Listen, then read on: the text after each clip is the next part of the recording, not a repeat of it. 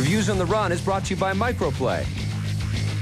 So what do you think of Extreme G3 for the PlayStation 2? Wow, that's what I gotta say. That's very well said. First of all, you get on these kind of like pseudo-Tron bike. Yes. Awesome things. They look really cool. I always pretend like I'm in the movie Tron when I play this game. Understandable. You can upgrade the engines, you can upgrade the weapons and things like that. But yeah. man, it's all about the speed yes. that you get. Even in the beginning levels, even when you just start up the game, that's right. You are moving at about, I don't know, 400 kilometers or 400 miles an hour. That's crazy. And you're just zipping along, and then all of a sudden you pick up a turbo boost, right, and that amps faster. it up another couple hundred miles an hour. That's right. And then you can pick up quicker engines as you ramp through the game. Right. And eventually you get to the point where you actually break the sound barrier. Corkscrews, there's loop-de-loops. Yes. The tracks are absolutely amazing. And I love the nighttime rain effects and the snow flurries and stuff like that. Absolutely great. And the two-player mode is even as good as the single-player mode. The frame rate's solid. It's all split totally down the center, and it's really fluid. The gameplay never stops. You really get the sense of going fast in this game, and I can't remember the last time I felt this sensation in a video game. I'm going to go as far as saying that this is, I think, Acclaim's best game that they've ever done, ever. Well, I don't know if I go that far, but I love this game. 9 out of 10. 9 out of 10 also. EGM wasn't as impressed. They gave it an average score of 6. And let's change subject matter here for a little bit. This is Super Monkey Ball for Super Monkey Ball. For the Nintendo GameCube from Sega. Say it with me, kids. Super Monkey Ball. Now, did it wow me? Did it put me in that feeling like this is a next-generation video game? No. It's a fun game. And were you able to just enjoy it on that level alone? I liked it because I've never played a game quite like this before. I've never played a game where I played as the monkey inside of a ball that is affected by the way the environments are tilted.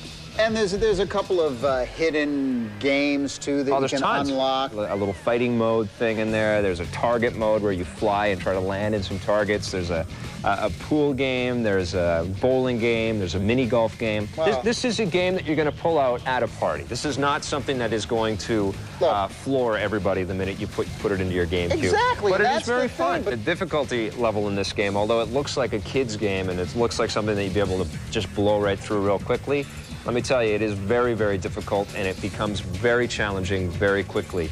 The surfaces that you have to keep your monkey ball on become increasingly smaller and a lot more precarious, so you're constantly sort of teetering on the edge of falling over. But the bottom line is this game could have easily been done on the N64. So what would you give it?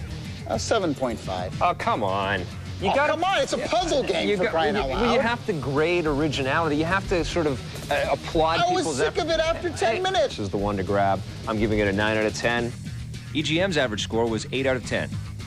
What'd you think of Lego Racers 2 for the PC? I tell you, here's a game I thought I was going to hate, but I love it. Amazing. You know, it's great. I mean, the graphics aren't that great, and it's really kind of skewed more for a younger audience. But, man, I thought the challenge was good. Yes. I liked making Lego cars. They borrowed from Diddy Kong Racing, which came out a few years ago, where they gave you a really great adventure mode that sort of teaches you the game, and you learn more stuff as you go through. You talk to all the townspeople, and you gain better cars as you go. That stuff is great. And you can just play an arcade game if you want to as well. I'll tell you what I love about this game. What's that? Is that, sure, you can build your own little Lego cars any way you want, and you build the Lego people, you put your hat on, and you pick their face and the bodies and all that. So that's cool. Yeah. But I'll tell you what I love about this game is that it's the kind of game that it doesn't stick you in this situation and you feel frustrated. I mean, you really feel like you're being guided through. Yeah, like you're winning races and you're accomplishing something, and the races get harder and harder. But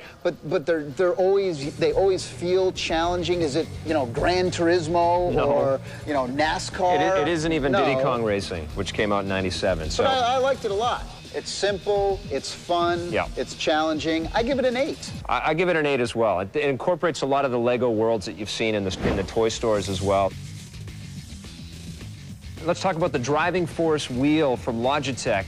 which is the perfect accompaniment with Gran Turismo 3 A-Spec. What'd you think of this thing? Well, I mean, the thing that sells this sucker for me is the force feedback. I mean, when you go off the road, you're, you know, it's shaking. The wheel is shaking. His lips do actually do that, by the way. You got the Triptronic shifting on it. I think this is the best steering wheel I've ever played. I plugged this thing in with Gran Turismo 3. It instantly became the best game I played in 2001. Right. This steering wheel improved that game so much, it's unbelievable. It really gives you the sensation of being in that car, especially in first-person mode. You basically slap the knee holder into place underneath the wheel, and you put it between your legs, and you use your legs as stabilizers, and you can really crank on the wheel without any problems. That was one of my best parts, I think, in the wheel, is the design of it. I mean, like you said, they have this thing, and you slam it between your legs, if you want to. Yes. Or you can set it on a table, Yes, too. it has the clip, so you can put it onto a table if you want to do that. My one design problem was this, though, is that